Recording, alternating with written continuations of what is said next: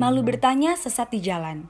Hai teman-teman, perkenalkan, kami adalah kelompok 8 kelas psikologi organisasi paralel 2 yang terdiri dari Brigita Widya, Gracia Maria, Indira Hasna, Kina Nur, dan Fania Ezrandra yang akan membahas mengenai pengaruh pandemi terhadap work team salah satu perusahaan startup ternama di Indonesia dan hubungannya dengan Human Resources Policies and Practices.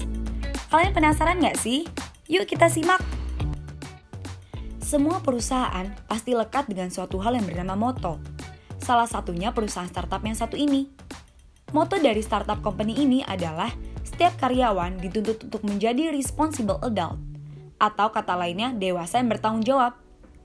Ciri dari motto ini adalah perusahaan tidak pernah melakukan absensi dan tugas yang diberikan bebas dikerjakan kapan, bagaimana, dan di mana asal terkumpul sebelum deadline. Nah, karena itulah karyawan dituntut untuk menjadi responsible adult yang memiliki awareness dan self-control terhadap pekerjaannya. Bagaimana sih proses perusahaan dalam merekrut karyawan? Tahapan pertama, screening CV. HR memilih kandidat yang cocok untuk mengisi kebutuhan dari users. Tahapan kedua, persetujuan users. HR melakukan interview kepada kandidat yang terpilih, setelah itu kandidat diinterview oleh users dan diberikan beberapa assignment. Tahapan ketiga, offering stage. Proses di mana sudah ada kandidat yang terpilih menjadi karyawan. Melalui proses ini, kandidat dan HR dapat melakukan negosiasi, contohnya gaji. Tahapan keempat, menjadi karyawan. Kandidat yang terpilih oleh users telah resmi menjadi karyawan. Selanjutnya, kita akan membahas perbedaan-perbedaan yang terjadi pada beberapa aspek perusahaan startup pada sebelum dan saat terjadinya pandemi. Seperti pada proses yang sudah disebutkan sebelumnya mengenai recruiting dan hiring, sebenarnya terjadi perbedaan pada proses tersebut terutama di masa pandemi ini. Perubahan yang terjadi yaitu pada proses kedua, persetujuan users.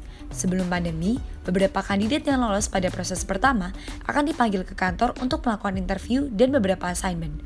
Tetapi setelah pandemi, semua kegiatan tersebut hanya dilakukan melalui platform Zoom atau secara online. Mengapa perusahaan ini memilih metode tersebut dalam merekrut karyawannya? Berdasarkan selection practice, screening CV termasuk ke dalam initial selection yang berfungsi sebagai background check, yaitu mengetahui latar belakang dan pengalaman dari kandidat tersebut. Persetujuan users menjadi pusat dari proses seleksi yang termasuk ke dalam substantive selection.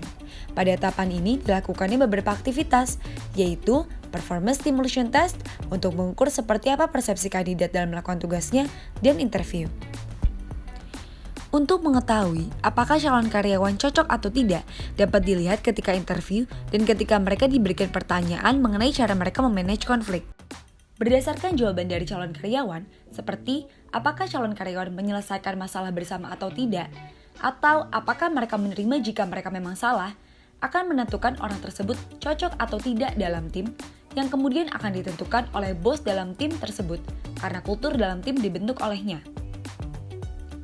Hal terpenting dari fungsi HR adalah mempekerjakan orang yang tepat, sehingga tujuan dari proses seleksi adalah identifikasi kandidat terbaik, di mana karakteristik individu dicocokkan dengan kebutuhan pekerjaan. Selain terdapat perubahan dalam proses merekrut karyawan, apakah ada perbedaan pembentukan tim di perusahaan startup ini dengan adanya WFA dan WFO? Jadi sebenarnya tidak ada perbedaan pembentukan tim pada sebelum dan selama pandemi ini. Work teams yang ada sudah terbentuk dari lama dan new hire akan ditambahkan ke dalam tim yang sudah ada. Maka perbedaan yang terjadi adalah cara adaptasi dari new hire-nya saja. Sebelum adanya pandemi, new hire biasanya memakai lanyard dengan warna berbeda yaitu biru dari karyawan lama. Saat pandemi, tidak ada pemakaian lanyard dikarenakan semua aktivitas kantor berubah menjadi WFH.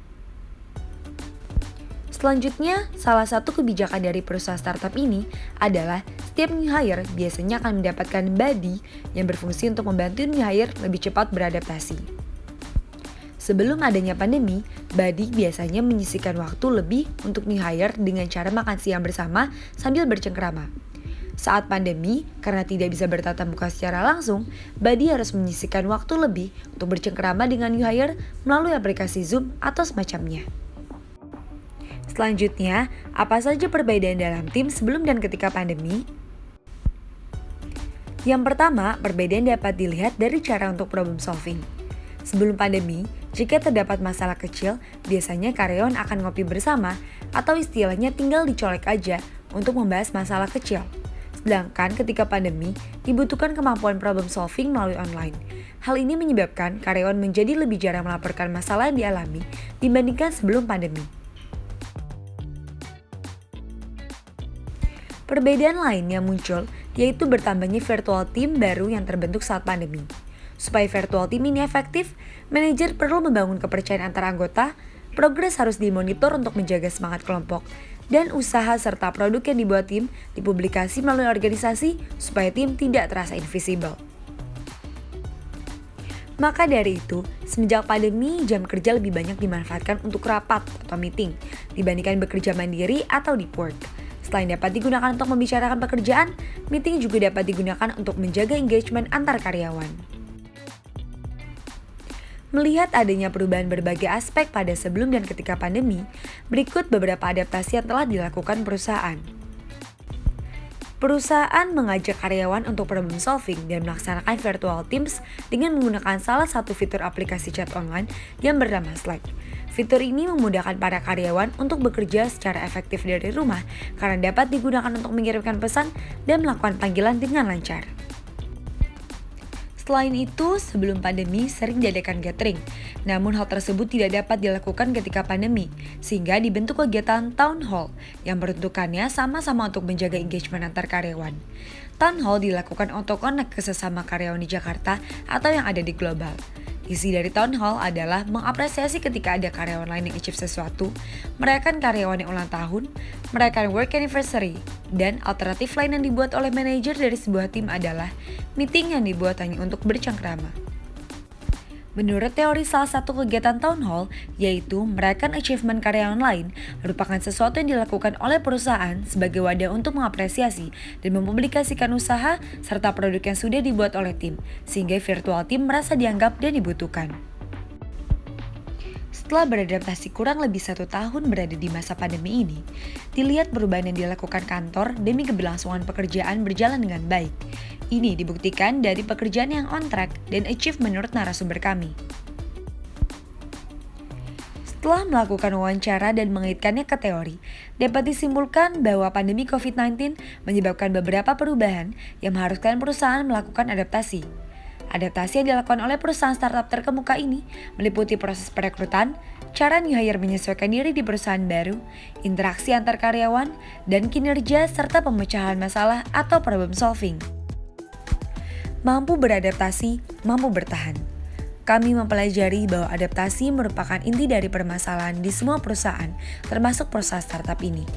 Menurut kami, dengan kita bisa beradaptasi, maka jika terjadi situasi di luar dugaan seperti pandemi COVID-19, perusahaan akan tetap bisa mencapai targetnya.